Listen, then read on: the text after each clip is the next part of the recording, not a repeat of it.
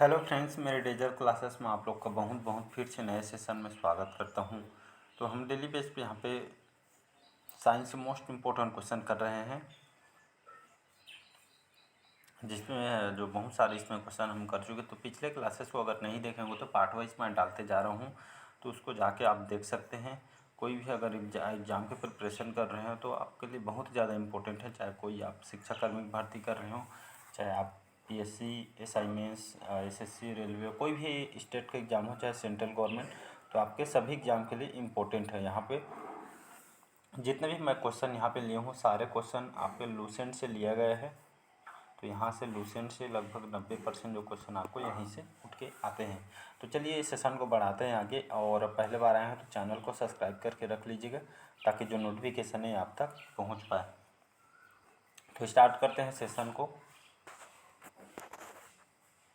तो पहला क्वेश्चन देखते हैं, निम्नलिखित में से कौन से पौधे मांसाहारी होते हैं, जो मांस का सेवन करते हैं? तो यूट्रिकुलेरिया, नेपथेनिन्स या डायमेनिया। तो इसका जो करेक्ट आंसर हो जाएगा डी ऑप्शन करेक्ट आंसर हो जाएगा। 1, 2, 3 करेक्ट आंसर हो जाएगा। यूट्रिकुलेरिया, नेफेंथिस और जो डायोनिया है, ये आपका जो मांसाहारी पौधे होते हैं। कहने का मतलब है, जो मांसाहारी पौधा है ये आपका कीटों और जो प्रोटोजोआ को पकड़ने और पचाने के लिए ये आपके अनुकूलित होते हैं। और ये आपके खास करके ये पौधे कीटों द्वारा अपने अधिकांश आवश्यक पोषक तत्वों को यहाँ पे प्राप्त करता है। और कीटभक्षी पौधों के उदाहरण आपका विनाश, अन्य जो उदाहरण है आपके, ये तो है ही है। अगर अन्य मैं अलग से एग्जांपल और बता रहा हूँ इसमें, घटपर्णी, ड्रोसेरा, जो कैंपेसिस वगैरह है, ये आपके जो कि मांसाहारी पौधे, ये भी, तो इसको याद रखिएगा। और आपका वीनस फ्लाईट्रेप करके ये भी एक मांसाहारी पौधा है। अगला क्वेश्चन देखते हैं यहाँ पे। प्रोकैरियोटिक तथा यूकेरियोटिक्स में मुख्य अंतर क्या है? तो कोशा कला अनुपस्थित होते हैं इनमें, राइबोसोम उपस्थित होते हैं, और आपका केंद्रक कला इसमें अनुपस्थित होते हैं, या आपके केंद्रक और कला उपस्थित होते हैं। इसके जो करेक्ट आंसर हो जाएगा सी ऑप्शन हो जाएगा। प्रोकैरियोटिक और यूकेरियोटिक्स में मुख्य अंतर क्या पाया जाता है? तो केंद्रक कला इसमें अनुपस्थित होता है। इसका जो केवल जो यूकेरियोटिक जो कोशिकाओं में ही आपका कोष्ठीकरण पाया जाता है, मतलब इसमें आपका कोष्ठीकरण और केंद्रक, या इसमें जो केंद्रक इसमें पाया जाता, इसमें केंद्रक नहीं पाया जाता, अनुपस्थित होता है।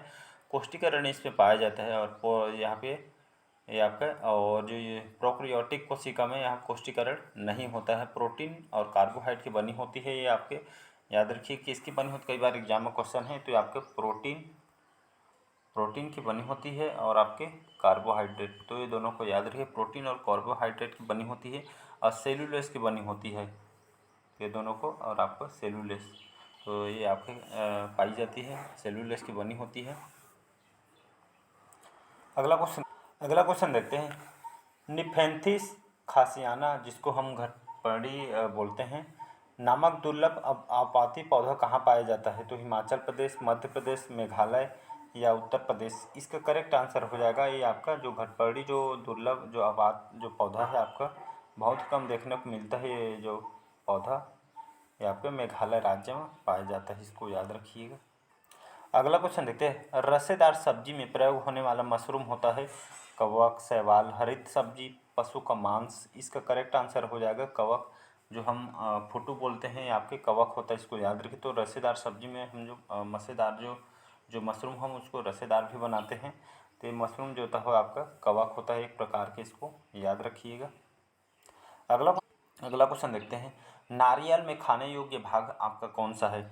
तो भ्रूण और तेलयुक्त भ्रूणपोष, संपूर्ण फल, या उपरोक्त में से कोई नहीं। इसका करेक्ट आंसर हो जाएगा भ्रूण और आपका तेलयुक्त भ्रूणपोष। ये आपके नारियल में खाने योग्य ये भ्रूण, मतलब जो बीच के हम हैं, ऊपर तो आपका वो, मतलब ये तो उसको वो उससे बाहरी पार्ट है, अंदर जो है उसको हम भ्रूण कहते हैं। तो ये यही भाग जो है हम खाने का मतलब काम आता है। अगला क्वेश्चन है, निम्न में से कौन सा एक फल के अंतर्गत आता है? तो आलू, मूली, भिंडी या शकरकंद। तो इसका जो करेक्ट आंसर हो जाएगा आपको भिंडी करेक्ट आंसर हो जाएगा, ये आपका फल के अंतर्गत आता है।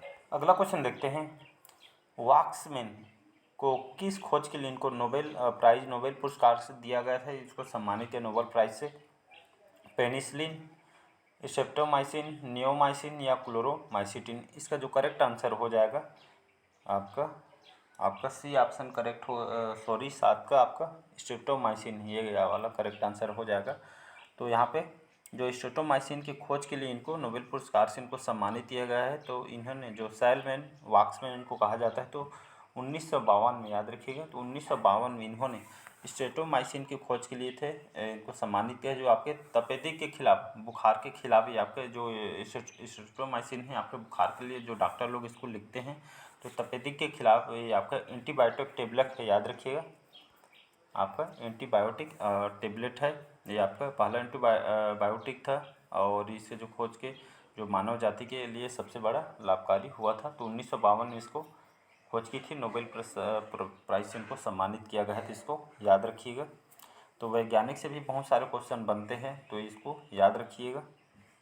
अगला क्वेश्चन देखते हैं, 8वां क्वेश्चन हमारा, भूमि में सर्वाधिक संख्या में माइक्रोफ्लोरा है किस रूप में पाया जाता है?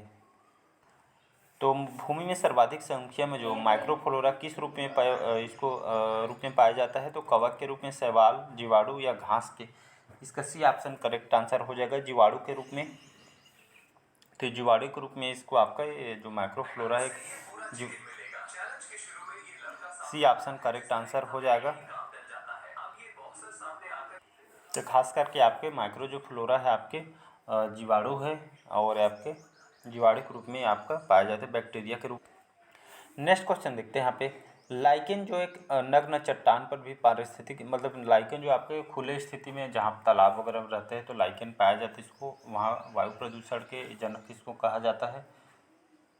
मतलब जहाँ भी वायु प्रदूषण मतलब यहाँ पे होने लगा वहाँ आपका लाइकेन नहीं पाया जाएगा, कहने का मतलब वही है। तो लाइकेन जो एक नग्न चट्टान पर भी पारिस्थितिक अनुक्रम को प्रारंभ करने में सक्षम है। वास्तव में नाइके सहजीवी साहचर्य हैं आपके शैवाल, जीवाणु, शैवाल और कवक, जीवाणु और कवक, कवक और मांस। इसका जो करेक्ट आंसर हो जाएगा आपका 9वां का ए ऑप्शन करेक्ट आंसर हो जाएगा, शैवाल और जीवाणु, इसको याद रखिएगा। अगला क्वेश्चन देखते हैं, प्रकाश संश्लेषण के द्वारा हरे पौधे क्या पैदा करता है? तो कार्बनिक द्रव्य, अकार्बनिक द्रव्य, खनिज या पोषक तत्व? तो 10वां का करेक्ट आंसर हो जाएगा कार्बनिक द्रव्य, करेक्ट आंसर हो जाएगा। प्रकाश संश्लेषण जो हरे पौधे या वो क्या पैदा करते हैं? तो कार्बनिक द्रव्य पैदा करते हैं, इसको याद रखिए। नेक्स्ट क्वेश्चन देखते हैं, हरित क्रांति में प्रयुक्त मुख्य पादप कौन सा था? तो जैपोनिका चावल, भारतीय चावल, अमर गेहूं या मैक्सिकन गेहूं? इसका जो करेक्ट आंसर हो जाएगा आपका डी ऑप्शन करेक्ट आंसर हो जाएगा, मैक्सिकन गेहूं। मतलब जो मैक्सिको की जो गेहूं है, मैक्सिको देश की जो गेहूं है, ये आपके इसको ना मतलब जो हरित क्रांति पे जो इसको मतलब रिसर्च के लिए इसके मुख्य रूप से ये आपका जो हरित क्रांति मुख्य पादप होता है, तो इसको याद रखिए। हरित क्रांति के जनक कौन है? तो नॉर्मन बोरलॉग, नाम को याद रखिएगा, इम्पोर्टेंट। अगला क्वेश्चन देखते हैं यहाँ पे, शक्कर गन्ने के अतिरिक्त किस फसल से प्राप्त होती है? तो शकरकंद से, आलू से, कुचला से या चुकंदर से? तो 12 का करेक्ट आंसर हो जाएगा, डी ऑप्शन करेक्ट आंसर हो जाएगा, चुकंदर से। तो शक्कर हमें पता था गन्ने से प्राप्त होता है, इसको याद रखिए, लेकिन इससे अतिरिक्त आपके और किस फसल से शक्कर प्राप्त किया जा सकता है? तो चुकंदर से प्राप्त किया जा सकता है। चुकंदर बहुत ही अच्छे प्लस मतलब यहाँ पे फल है, बहुत सारे जो यहाँ पे ब्लड वगैरह बढ़ाने में बहुत सारे काम, बहुत मतलब काफ़ी इम्पोर्टेंट होता है ये फल चुकंदर, तो आपको याद रखिएगा।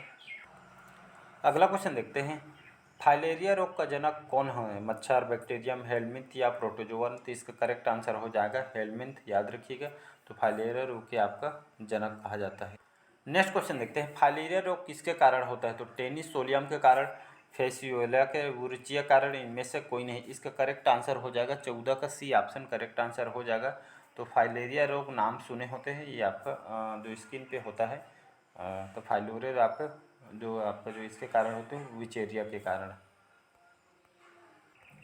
नेक्स्ट क्वेश्चन देखते हैं 15वां क्वेश्चन, पक्षियों में जनन और पोषण के लिए विभिन्न भूभागों के बीच देशांतर से क्या प्रसिद्ध होता है? तो इनकी बुद्धि, एक गलत विचार, एक प्राकृतिक प्रवृत्ति या अंतर्बोध। तो 15 का सी ऑप्शन करेक्ट आंसर हो जाएगा, एक प्राकृतिक प्रवृत्ति। याद रखिए, तो पक्षियों में जनन पोषण के लिए जो विभिन्न भूभागों के बीच देशांतर क्या प्रसिद्ध होता है, एक प्राकृतिक प्रवृत्ति यहाँ पे सिद्ध होती है। नेक्स्ट क्वेश्चन देखते हैं, मोनोट्रिमेटा नामक जंतु समूह किस में आते हैं, कौन से जंतु समूह में आते हैं जो मोनोट्रिमेटा जो नामक जंतु है किसके कौन से समूह के अंतर्गत आता है। तो एक क्लोम छिद्र वाली मछलियाँ होती हैं, एक जोड़ी जो आस छिद्रों वाली कीट है, या आपके अवस्कर छिद्र वाली स्तनी है, या एक कसाभिका की एक प्रोटोजोआ है। इसका करेक्ट आंसर हो जाएगा सी ऑप्शन हो जाएगा, अवस्कर छिद्र वाली स्तनी होती है। तो आपके मोनोट्रिमेटा जो नामक जंतु समूह आते हैं आपके अवस्कर छिद्र वाले स्तनी में, तो इसको याद रखिएगा। अगला क्वेश्चन, मधुमक्खी की वास्तविक उत्पाद है शहद, पराग, मधुमक्खी मोम या आपका प्रोप्लोसिस। तो इसका करेक्ट आंसर हो जाए तो मधुमक्खी जो वास्तविक उत्पाद आपका मधुमक्खी मोम होता है, याद रखिएगा। अगला क्वेश्चन है, रेगिस्तानी जो टिड्डी या टिड्डा होते हैं एकाकी मतलब एकाकी रहेंगी और आपकी युद्धचारी, ये आपका किस पर निर्भर करता है, भोजन और जलवायु पर, टिड्डी के किस्म पर, टिड्डी के जाति पर या टिड्डी के जीन समूह पर। तो 18 का जो करेक्ट आंसर हो जाएगा आपके भोजन और आपके जलवायु पे निर्भर करते हैं। खासकर ये आपके गेहूँ के फसल वगैरह में देखने को मिलती है, ख़राब करती है। तो ये आपके जो रेगिस्तानी टिड्डी एकाकी रहेगी युद्धचारी, आपके किस पर निर्भर करती है, भोजन और आपके जलवायु पर। अगला क्वेश्चन है, प्राकृतिक अनिषेक जनन किस में होता है। तो मधुमक्खी, रेशम कीट, केचुआ या सब कीटों में। 19 का करेक्ट आंसर हो जाएगा आपके मधुमक्खी पे। तो प्राकृतिक ये ऑप्शन याद रखिएगा। तो प्राकृतिक अनिषेक जो अनिषेक जो जनन किसमें होता है, तो आपके मधुमक्खियों में दिखने को मिलता है।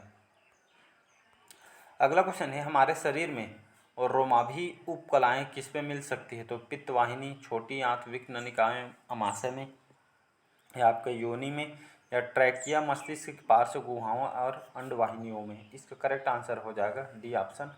तो हमारे शरीर में रोमाभी जो उपकलाएँ हैं कि आपकी किस में मिल सकती है, ट्रैकिया मस्तिष्क की पार्श्व गुहाओं और आपके अंडवाहिनियों में, अंडा में। तो इसको याद रखिएगा। तो इसको आज का सेशन यहीं तक रखते हैं, बाकी जो क्वेश्चन हम नेक्स्ट पार्ट में कवर कराएंगे। तो कमेंट करके ज़रूर बताइएगा आज का सेशन कैसा लगा। पहले बार आए तो चैनल को सब्सक्राइब करके रख लीजिएगा ताकि जो नोटिफिकेशन है आप तक पहुंच पाए। जितना भी क्वेश्चन लिया सारे लूसेंट से लिया गए, यहाँ से बहुत सारे एग्जाम में आए हुए क्वेश्चन हैं। आप प्रीवियस ईयर के क्वेश्चन कहीं से भी उठा के यहाँ पे देख सकते हैं, मुक लगा के देख सकते हैं। तो चलिए, थैंक यू।